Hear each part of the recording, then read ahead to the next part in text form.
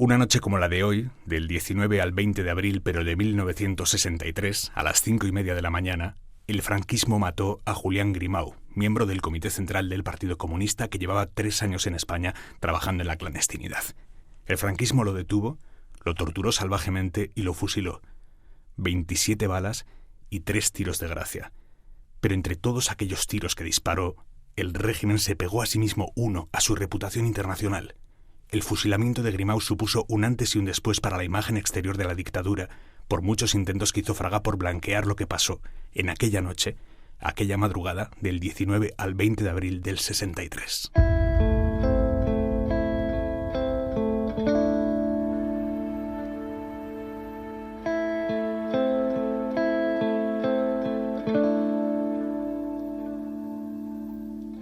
Grimau, como buena parte de la generación joven en los años 30, Es Carme Molinero, catedrática de Historia de la Universidad Autónoma de Barcelona. Inició su compromiso político con la Segunda República. Él era militante de Izquierda Republicana, pero al iniciarse la Guerra Civil pasó a ser militante del Partido Comunista. Él era funcionario de la República, él era un funcionario, un policía de investigación criminal y, bueno, se caracterizó por en los primeros momentos del golpe franquista defender la legalidad republicana. Hablan Enrique Santiago, secretario general del Partido Comunista de España, y el periodista Enric Juliana. Pertenecía al Servicio de Información Militar, el SIM. Pero llegó el golpe de Estado y empezó la Guerra Civil.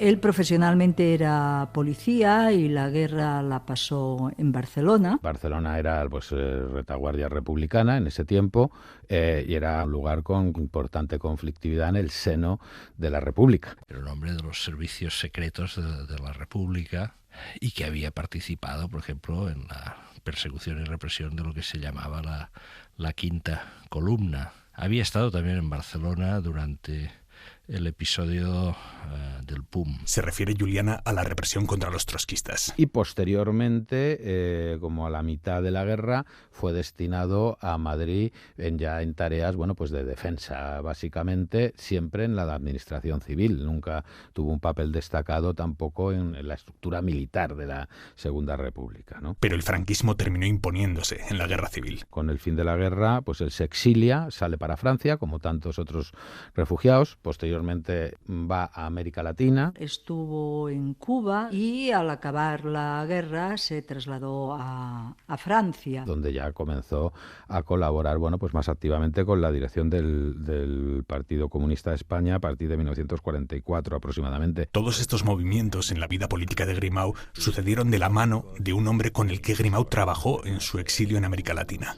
Ese hombre era Santiago Carrillo, y lo cuenta el propio hijo de Carrillo. Para mí Julián era como mi tío, ¿no? Yo, de hecho, a él no le llamaba tío, pero a su mujer Angelita era tía Angelita, ¿no? De pequeño. Entonces, pues Julián está presente en mi niñez constantemente, ¿no? Él era habitual de casa, de fines de semana, de noche vieja, de mi osito de peluche de cuando nací, eso no lo recuerdo, pero las fotos están ahí, me lo regaló él, ¿no? Y era mi tío, ¿no? Era un tío muy próximo que había estado trabajando con mi padre en América Latina durante la Guerra Mundial y después con él en la dirección del Partido Comunista y era una persona así presente constantemente, cariñoso. Yo claro, recuerdo más esa vertiente personal, no he tenido desgraciadamente la vertiente política con él, ¿no? Esa vertiente política de la que habla Carrillo es la que conduce a Grimau finalmente al aparato del PC. Fue en el 5º Congreso del PC, que se celebró en Praga en 1954, cuando fue elegido miembro del Comité Central, que es, digamos, la base de la dirección de un partido comunista. Piénsese que desde los años 50, entrando y saliendo de la España franquista, hay que ser inteligente, hay que saber moverse. Julián fue un hombre siempre muy pegado a la realidad española. Su intención siempre era volver a España y, de hecho, él, cuando concluye la Segunda Guerra Mundial, sus tareas en la estructura clandestina del Partido Comunista de España era mantener contacto con el interior y él siempre insistía mucho en trasladarse a España. Y así ocurrió. era de un activismo muy intenso y fue él quien solicitó trasladarse a España. Jugándose la vida, como se comprobó, ¿no? Entrar en España significaba asumir que en un momento u otro ibas a caer. ¿Pero por qué Grimau? Probablemente en principios de los años 60 en París y en otros centros del exilio quizá tampoco había cola de voluntarios para cruzar la frontera clandestinamente y ponerse al frente del aparato clandestino del PC en Madrid. Hubo incluso mucho debate en el seno del Partido Comunista de España si había sido adecuada la decisión de enviar al interior a Julián Grimau por ser un hombre con un perfil de funcionario durante la República, es decir, fácilmente identificable. Ha habido siempre a posteriori una cierta discusión sobre si el Partido Comunista fue prudente al enviar al interior de España a un hombre con ese expediente.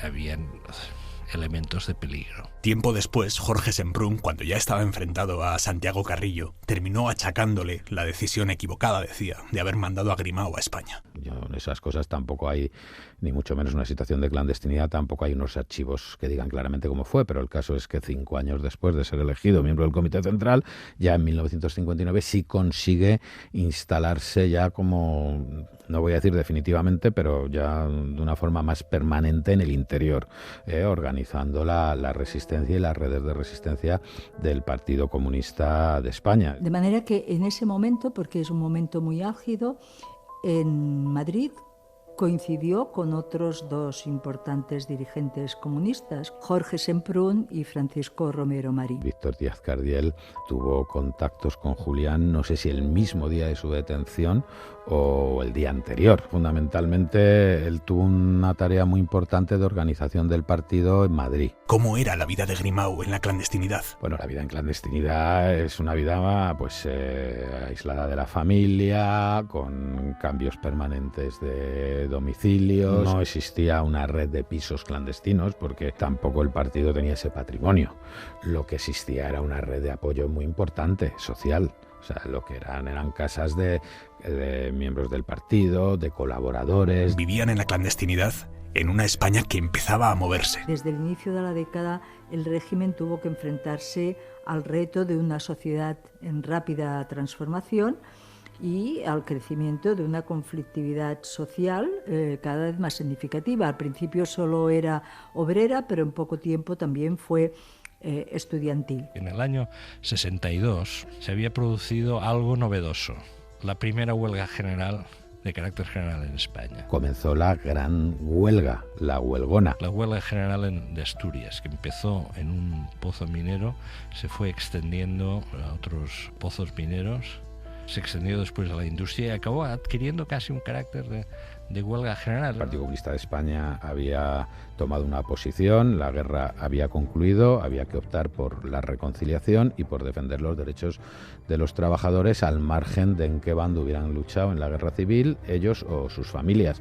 Y esa era la tarea que estaba haciendo la estructura del partido. En esos años el Partido Comunista de España sí creía que había posibilidades de debilitar hasta hacer caer a la dictadura, ¿no? La realidad era que los militantes comunistas estaban desarrollando un tipo de oposición, digamos, oposición política a través de la movilización social, y los dirigentes franquistas tenían la idea que acabando con los activistas acabarían con los movimientos. Y es en ese contexto en el que es detenido Julián Grimau.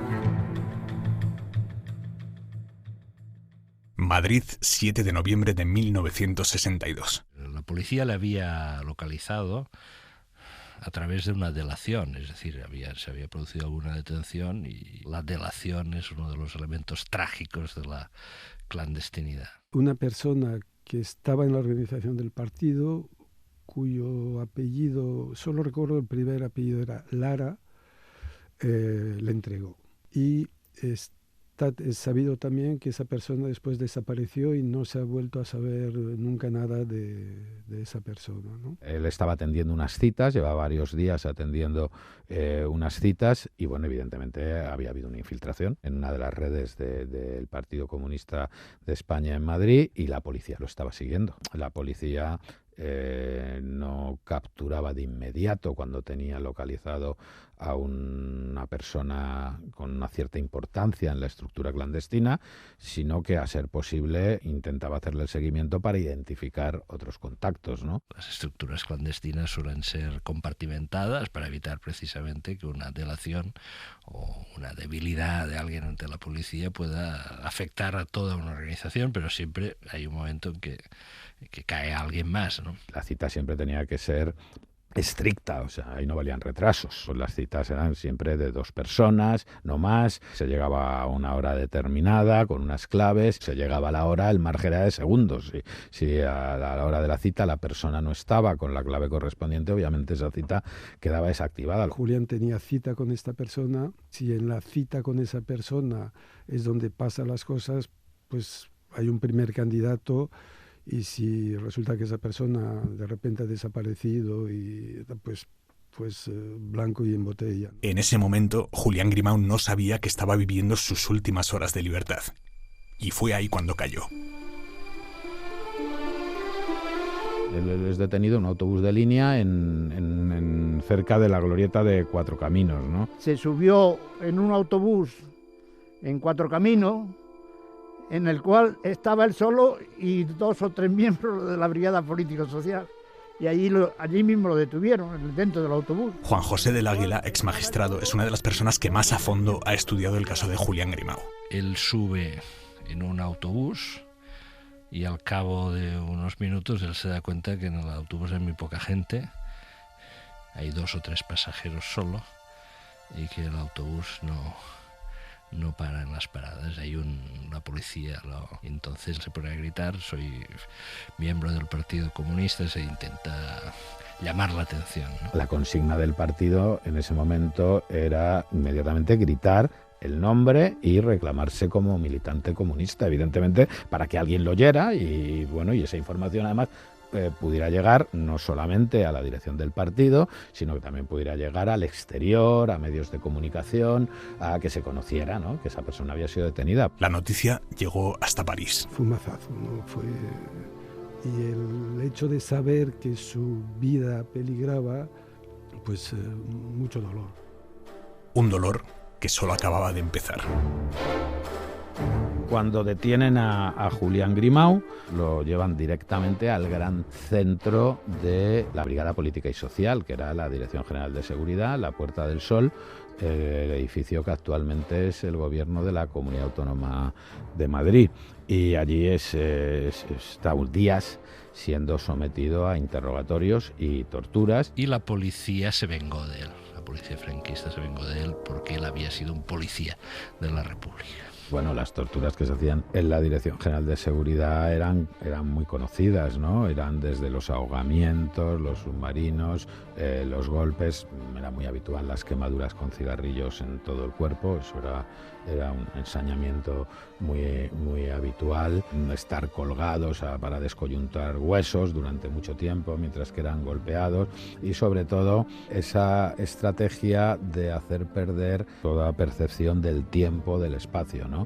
Es decir, permanecían constantemente en los sótanos con las luces encendidas y a cualquier hora del día o de la noche podían salir y ser llevados a salas de tortura. Había una consigna: resistir y callar. La militancia clandestina también tenía por costumbre aguantar duramente las primeras horas y desear perder la conciencia rápidamente.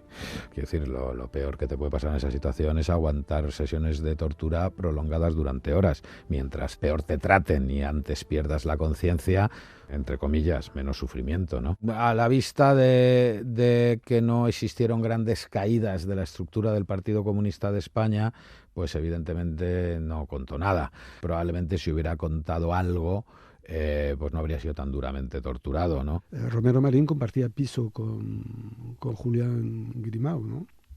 Y no se cambia. Porque mi padre se lo reprochó. Mi padre dijo: pero como medida de seguridad te tenías que haber cambiado. Dice: yo sabía que Julián no iba a hablar. Yo sabía que Julián... Entonces, para Romero Marín, para Paco...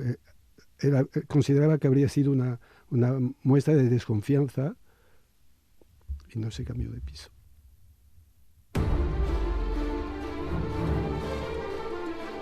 Grimau no habló a pesar de que las torturas se llevaron al límite, hasta el borde de la muerte. Grimau cayó desde una ventana de la Dirección General de Seguridad. La versión policial, que en un momento del interrogatorio, Grimau se subió a una silla, abrió la ventana y se arrojó por la ventana por su propia voluntad, ¿eh?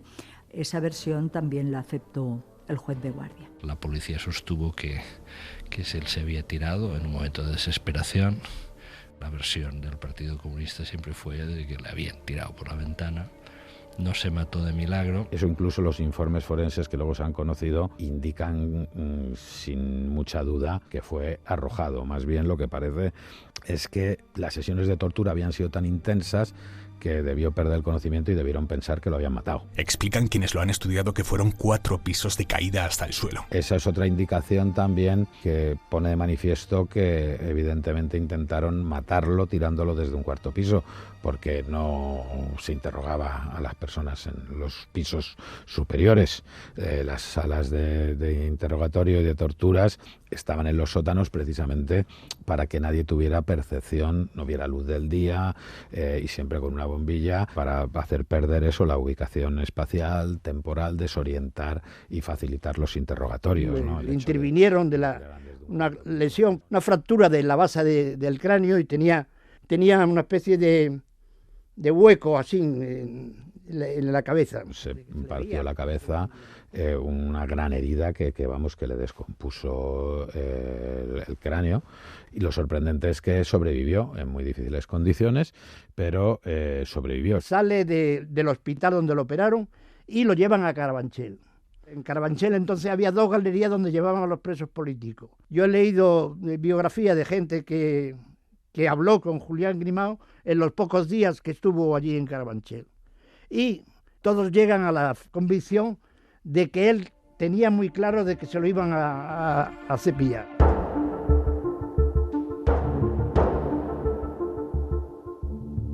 Comenzó entonces la cuenta atrás para un juicio sumarísimo, un consejo de guerra, no un caso civil, porque a Grimau lo acusaban por supuestos crímenes durante la guerra civil. Estaba moribundo, o sea, está en una instalación hospitalaria militar, y bueno, pues cuando ya ven que pueden tenerlo en condiciones para soportar un consejo de guerra, pues es cuando lo llevan al consejo de guerra. O sea, esperaron el tiempo necesario para que se pudiera recuperar y pudiera sentarse en la silla. La dictadura apuntaba a Grimau por un delito de rebelión militar continuada, un supuesto delito que habría comenzado el 18 de julio del 36 y que habría terminado el 7 de noviembre del 62, el día que lo detuvieron, 26 años después. La acusación de crímenes de la guerra civil, casi 30 años después, una acusación que además no se basaba en ninguna prueba, en buena medida era una muestra de las características de la dictadura. Los consejos de guerra, que eran uno de los instrumentos represivos fundamentales de la dictadura contra la oposición democrática, pues entraba dentro de ese marco general de represión amplia y brutal que hizo la dictadura contra quien se oponía a su absoluta falta de legitimidad. Carlos Jiménez Villarejo, jurista, exfiscal anticorrupción, es una de las voces que mejor conoce cómo impartía justicia la dictadura de Franco. El mismo año en que fue detenido Grimau, en el 62, Jiménez Villarejo empezaba su carrera en la Fiscalía. No eran tribunales, eran vulgares instrumentos de represión política basada en razones estrictamente ideológicas de las personas que eran sometidas a juicio y condenadas a largas penas de prisión o directamente condenadas a muerte y fusiladas, como ocurrió con el caso de Julián Grimau. La guerra había terminado un cuarto de siglo atrás, pero seguía imperando la jurisdicción militar. El Consejo de Guerra fue muy forzado porque se retrasa la entrada en vigor del Tribunal de Orden Público precisamente para que la justicia militar pudiera mantener la competencia todavía como si España estuviera en tiempo de guerra. En el 62, 23 años después de haber acabado la guerra de España, pues seguía funcionando estos tribunales militares de excepción. El mismo Fraga en su memoria dice que había una predisposición para reducir la jurisdicción militar y crear otra cosa. Entonces la solución a la que llegan es crear una jurisdicción especial. Lo que suponía la ley de orden público era pasar la represión política a la jurisdicción ordinaria. ¿Pero qué hizo la dictadura? Porque tenía abierto el caso de Grimau, acusado de crímenes de guerra. Estuvieron reteniendo ese proyecto de ley de creación del Tribunal de Orden Público hasta que se celebró el Consejo, lo fusilaron. La decisión estaba tomada. El líder comunista no iba a evitar esa jurisdicción militar ni sus consecuencias. Se pretendía dar un escarmiento a Julián Grimau, desde el primer momento se le pretendía fusilar e iban a matarlo, o sea que Julián Grimau se había convertido como en el rehén, en la pieza más preciada del franquismo. El polémico juicio finalmente se celebró el 18 de abril de 1963, un solo día de juicio. Un sinfín de irregularidades. El Consejo de Guerra fue luego muy cuestionado. Hubo personajes absolutamente deleznables. Por ejemplo, Manuel Fernández, ponente de la acusación, que era militar, no tenía título jurídico ninguno. No se permitió a la defensa de Julián Grimau que ejerciera la defensa, precisamente por un tribunal militar. Una de las tareas esenciales de la preparación de la defensa de Julián Grimau fue una de las primeras abogadas que hubo colegiadas en el Colegio de Abogados de Madrid. Creo que la primera mujer, que era María Luisa Suárez. Asumió la tarea también con ella Amandino Rodríguez. Amandino era un gran abogado. Pero ninguno de ellos pudo ejercer porque no eran militares. Y aquí surge una persona a la que el Partido Comunista de España le tiene todo el reconocimiento, el capitán Alejandro Rebollo. Sin ser un hombre en absoluto comunista, hizo una tarea de defensa espectacular, muy valiente y de una altísima calidad jurídica. O sea, Rebollo defendió en aquel juicio y durante toda su vida que las acusaciones del franquismo contra Grimau eran falsas. Grimau no figuraba en la causa general de la guerra, ni se probó que participara en una checa, un centro de detención político de Barcelona, nada. Esto lo explicó el propio Rebollo en una entrevista en El País décadas después. Todo fue, según él, según Rebollo, todo fue una burla a la verdad y a la democracia. Rebollo lo que pidió fue la absolución de estos cargos y pidió una condena de 3 años por algo que reconocía Julián Grimau, que era militante del Partido Comunista de España. Obviamente era un delito. Rebollo nunca fue un hombre de izquierdas, pero sí fue un hombre que por sus valores y su comportamiento pues era un demócrata, ¿no? Un demócrata pues que se vio en esa situación. Todo el agradecimiento de la democracia española a personas como esta, ¿no? Quiero decir que al final pues en el franquismo era un aparato de Estado y al final pues la gente me imagino que tenía que sobrevivir, ¿no? Es una persona digna, una persona sensata, un jurista. O sea, quiero decir que cualquier jurista se daba cuenta, cualquier jurista valiente. El Consejo de Guerra condenó a muerte a Grimau y al día siguiente se celebró el Consejo de Ministros que pudo haberlo indultado o haber conmutado su pena. Todos los ministros que han escrito su memoria sobre ese día, todos dicen que fue uno de los consejos de ministros más importantes porque hubo que decidir si se fusilaba o no a Julián Grimau. Solo hubo un ministro que se opuso políticamente, digamos, porque entendía que no era muy inteligente en ese momento realizar ese fusilamiento, que fue precisamente el ministro de Exteriores, Fernando María Castilla, que debía tener una percepción de cómo era el mundo, ¿no? Más allá de las fronteras españolas, ¿no? Y claro, y percibir claramente que había una campaña internacional desde el primer momento denunciando el asesinato que estaba cometiendo el régimen franquista. En esa campaña participaron muchísimas organizaciones de todo el mundo. Consiguió que más de 800.000 telegramas llegaran a Madrid. Y el mismo Fraga reconoce que el despacho se le llenó de cartas y postales que vinieron de todo el mundo. Todos los cartuchos posibles se intentaron y hubo una enorme respuesta internacional. Se produjeron manifestaciones en capitales europeas y latinoamericanas. Nadie pensaba que a esas alturas el franquismo volviera a fusilar y sobre todo el partido yo creo que tenía mucha confianza ante la importante campaña de solidaridad internacional que se desató. Y al final consiguió que importantes dirigentes europeos, desde Willy Brandt a la reina británica Isabel II, el Papa Juan XXIII, el futuro Papa Pablo VI, todos ellos solicitaron clemencia a Franco. Khrushchev envió una carta a Franco con el encabezado, excelentísimo señor. Eso tuvo su peso. Yo creo que moralmente, digamos, ensanchó las bases del antifranquismo. La ola de solidaridad fue tan amplia, Kennedy, el Papa. Esas dos fueron llamadas más personales de Angelita, la mujer de Julián, ¿no? ¿Qué llevó a Kennedy a involucrarse él personalmente en algo que estaba sucediendo dentro de España? Pues que en el año 1962 la ejecución de un opositor en Occidente era algo que contravenía un punto esencial de lo que entonces se llamaba la Guerra Fría, que era la batalla por la reputación. Occidente tenía que ganar esa batalla y la acabó ganando, pero no la podía ganar fusilando opositores. Es que fueron hasta la reina Isabel la que intercedió por la vida de Grimao. Dolores Ibarrurri se dirigió a Pilar Primo de Rivera como de mujer a mujer. O no sé, intelectuales como Jean-Paul Sartre o Yves Montand, todos ellos se pronunciaron. Incluso, bueno, hay una famosísima canción de Violeta Parra. Miren cómo nos hablan del paraíso cuando no llueven balas como granizo.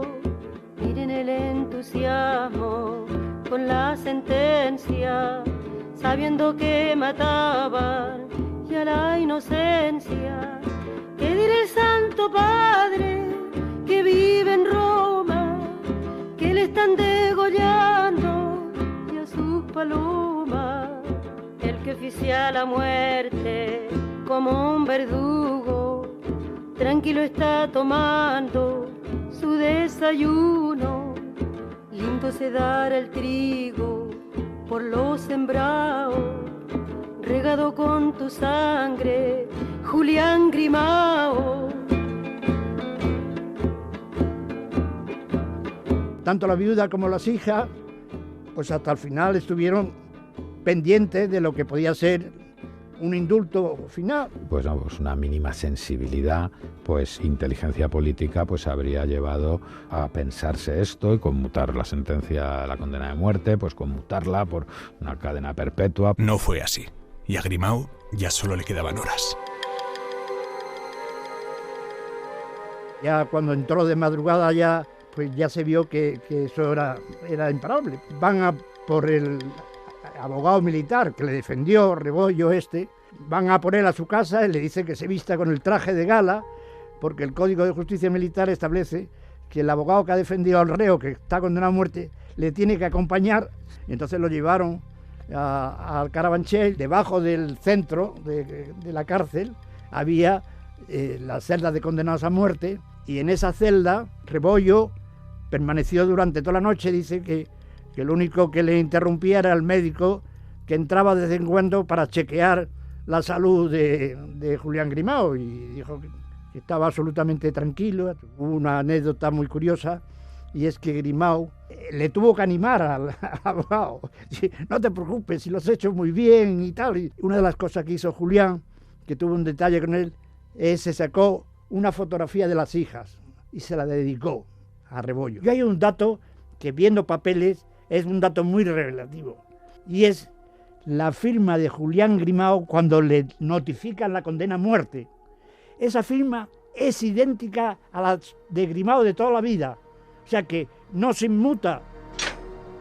Carabanchel, 5:30 de la mañana. La Guardia Civil no quiso formar el piquete de ejecución. El general dijo que no era competencia de la Guardia Civil hacer el piquete. Finalmente, la ejecución fue encomendada al ejército. El régimen tuvo que utilizar soldados, digamos, de leva. Entonces eligieron a gente que estaba haciendo el servicio militar de pelotón. Tú imagínate lo que es eso, ¿no? Pues con los soldados de leva, nerviosos, probablemente aterrorizados, a los que les temblaban las manos, y cuando dispararon, pues no le mataron. Cayó, evidentemente, mal herido, pero no muerto. Y tuvo que ser finalmente,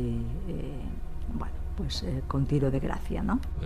Y el oficial que dirigía el piquete tuvo que disparar 3 disparos de gracia, porque al parecer también a él le temblaba la mano.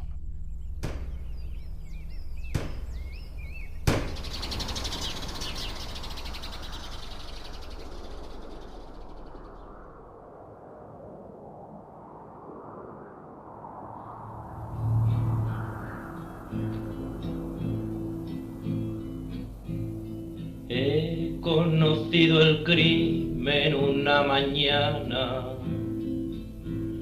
Color tiene mi pena de sangre humana, solo nubes y plomo lo presenciaron. Julián Grimau, hermano, te asesinaron, te asesinaron. Julián Grimau, hermano, te asesinaron, te asesinaron. Para todos fue un tremendo shock, ¿no? Yo recuerdo que sí, fue una situación de realmente abatimiento. Fue un golpe durísimo para el Partido Comunista, cuenta Santiago Carrillo, hijo, pero lo fue sobre todo para la mujer y las hijas de Grimau, que recibieron la noticia allí en París. Creo que eso es indescriptible y por mucho empatía que uno tenga, no te puedes hacer a la idea lo que supone que con 10 años tendrían Lolita y Carmen. Se llevaban muy pocos meses entre ellas, que te quiten al padre de esa manera y tan fue terrible, ¿no? Estuvieron unos días, un par de semanas en nuestra casa y Angelita estuvo en casa de otros amigos para ayudar acompañarla por lo menos en esos primeros momentos del shock y de lo que había supuesto todo aquello, ¿no? Malditos los que viven de la venganza, mientras mueren los pueblos por la esperanza. Silencio de mi tierra, que amargo suenas, las piedras del camino hoy sangre llevan, hoy sangre llevan. Las piedras del camino hoy sangre llevan, hoy sangre llevan. Habla Santiago Carrillo. Españoles, quiero hablar de lo que representa el caso Julián Grimau como síntoma, como expresión del calvario de España bajo el franquismo. Para mi padre fue un mazazo, ¿no? Para él fue tremendo, ¿no? Mi padre es un hombre que interiorizaba mucho todo, pero al poquito tiempo de eso volvió a aparecer la úlcera sangrante de estómago y yo creo que eso era la manera en que eso se estaba manifestando, ¿no? Yo siempre me he preguntado cómo es que en aquel momento en el que el régimen objetivamente buscaba, habían iniciado gestiones en Bruselas para buscar alguna fórmula de asociación, o sea, aproximación al mercado común, o sea, ese momento que la España cambia en los años 60, el turismo, etcétera, etcétera, porque en aquel contexto el franquismo da esa señal, envía esa señal que incluso a los norteamericanos les sorprendió. Y ¿cómo tú vas a fusilar a alguien si estás enviando emisarios a Bruselas para ver si te dejan entrar o como mínimo establecer un acuerdo de asociación, que esa economía que está respirando pueda respirar todavía más, ¿no? Lo fundamental, lo que buscaba era escarmiento, no tenía racionalidad la medida, buscaba escarmiento, digamos que era un aviso a navegantes para intentar frenar la contestación interna que empezaba a manifestarse cada vez con mayor intensidad, ¿no? Aquí lo que siempre pensó mi padre, y yo creo que tiene mucha lógica, es que tenían un dirigente del Partido Comunista de primer nivel que no habló y se quiso dar un aviso, ¿no? Una lección. ¿Por qué lo hacen? Yo creo que es un acto de afirmación de la autoridad. O sea, fue una dictadura con todas las palabras, con instintos criminales. Y cada vez que se vio en dificultades, mató. Empezó matando y murió matando.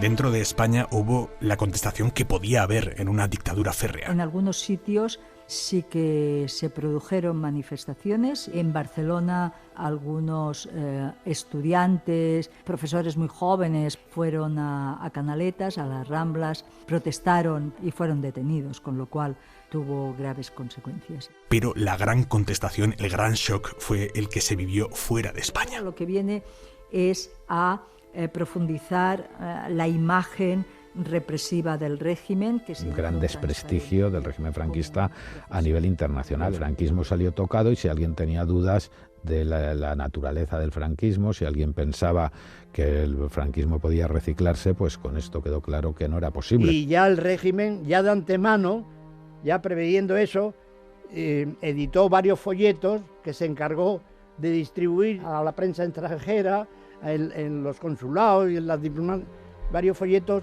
sin pie de imprenta, sin poner la autoría. Y uno era del Ministerio de Asuntos Exteriores y otro del Ministerio de Desinformación de Fraga. Por eso el papel de Fraga fue fundamental. Fraga tuvo un papel importante. Fraga, Manuel Fraga y Iribarne, en aquel momento era ministro de Información y Turismo. El Ministerio de Información era el Ministerio de Desinformación, en realidad, y de contrapropaganda. El papel de Fraga es, la verdad, bastante lamentable en todo lo que tuvo que ver con Grimau. Fraga firmó una sentencia de muerte contra una persona que su delito era ser militante del Partido Comunista de España. Ese era su delito. Fraga fue quien dirigió la campaña para contrarrestar el descrédito internacional que provocó la detención y el fusilamiento de Grimau, y no se ahorró de llamar al dirigente comunista un asesino repugnante. Bien, Fraga lo que hizo fue enfocar la cuestión de la siguiente manera. Aquí no estamos juzgando ni condenando a un opositor al régimen, pero estamos juzgando y condenando a un policía de los servicios de la inteligencia del comunismo durante la Guerra Civil. Por lo tanto, estamos ajustando cuentas con lo que pasó en la Guerra Civil.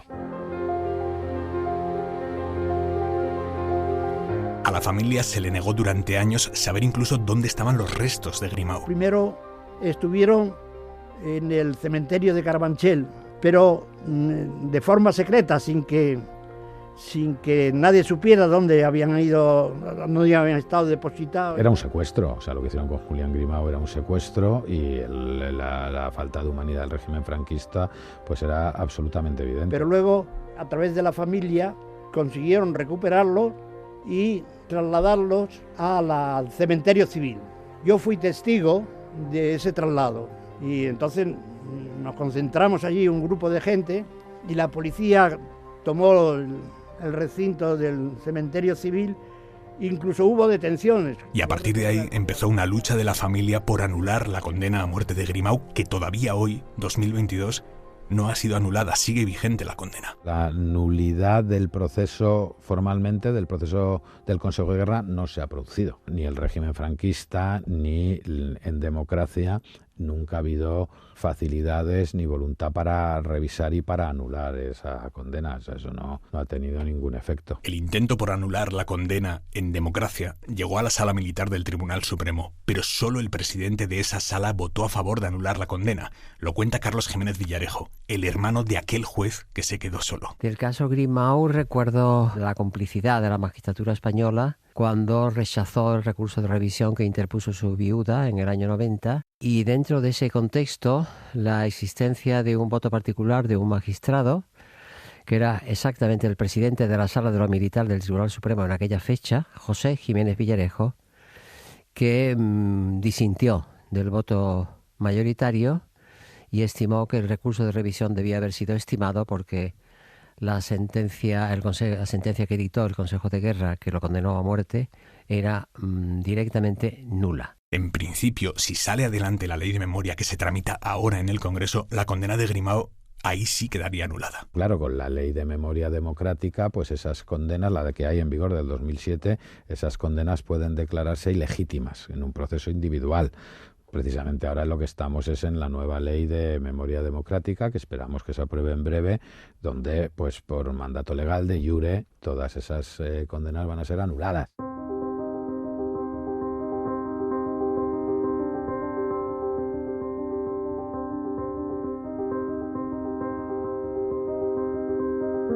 desgraciadamente, Julián Grimau no ha sido reconocido como se merece. Entre la izquierda sí, entre la democracia, por parte de la democracia, no. O sea, Julián Grimau debería tener un reconocimiento institucional importante. Siempre he entendido que había que haber hecho muchos más actos de respeto y homenaje a las personas que fueron víctimas de la represión franquista. Ha habido un silencio de unas víctimas de la dictadura fascista del general Franco. Son las víctimas más invisibilizadas de la historia de Europa. Y sobre todo en la memoria comunista, de alguna manera, algunos jóvenes de aquel momento, de los primeros años 60, de los que estaban militando en el PC o en el SUC, o estaban dudando si hacerlo, su fusilamiento sí que comportó una fecha de referencia, antes de Grimau, después de Grimau. Yo entré en el Partido Comunista por Grimau y yo creo que como yo, hubo muchas generaciones de jóvenes que entraron a militar por Julián Grimau. Mi militancia posterior pues tiene mucho que ver con la formación y lo que he visto en casa, pero yo recuerdo que aquel día dije, hay que seguir ese camino, ¿no? porque era el de Julián. Hay una anécdota que me gustaría contar, que creo que es muy... A mí yo cuando la leí en las memorias de Jordi Solé-Tura me impresionó mucho, ¿no? Jordi Solé-Tura, padre de la Constitución, miembro del PSUC en los años 50 ya, cuando él era un joven estudiante de Derecho, luego joven profesor de Derecho en la Universidad de Barcelona. A raíz de unas detenciones que se produjeron en Barcelona, acabó fuera, en París, tuvo que exiliarse, y allí le fue propuesto ir a trabajar a la redacción de Radio España Independiente, la célebre y legendaria Pirenaica, cuya emisora no estaba en los Pirineos, sino que estaba en la ciudad de Bucarest, en la capital de Rumanía. Se emitían con un potente emisor de radio soviético en onda corta. La señal arriba llegaba a España, había sistemas de interferencia, ellos iban moviendo las frecuencias para poder sortear, había que, cuando se escuchaba la Pirenaica, pues era un ejercicio de ir moviendo el dial, porque en un momento dado aparecían los ruidos, entonces se desplazaba, la frecuencia se desplazaba un poco. Pero bueno, Radio España Independiente fue un elemento de propaganda antifranquista muy importante, y Jordi Solé-Tura se convirtió en redactor de esta emisora.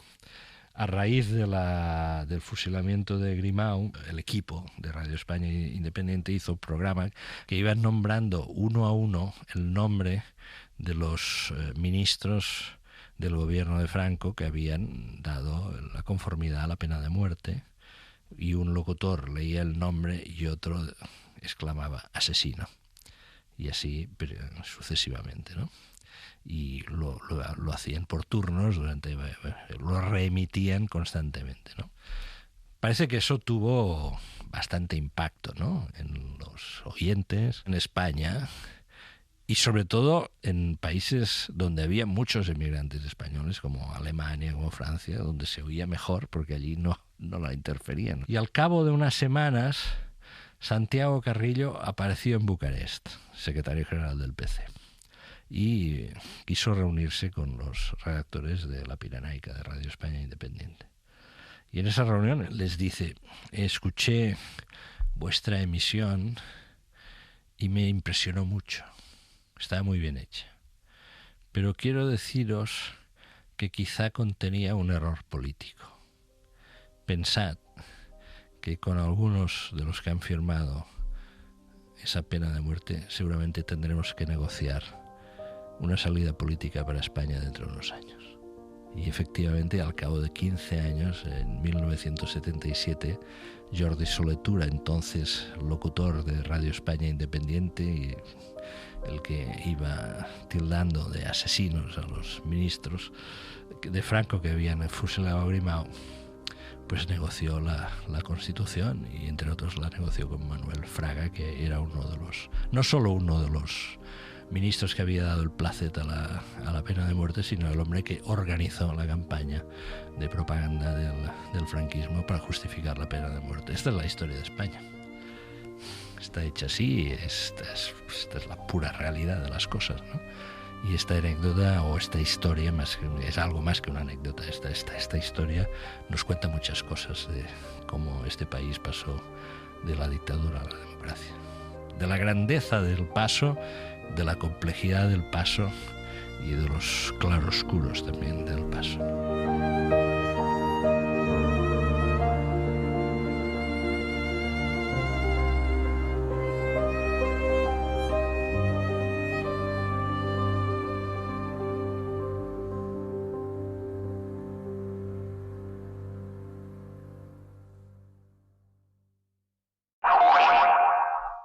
Escrito y producido por Aimar Bretos y Víctor Olazábal, con el diseño sonoro de Nacho Sánchez.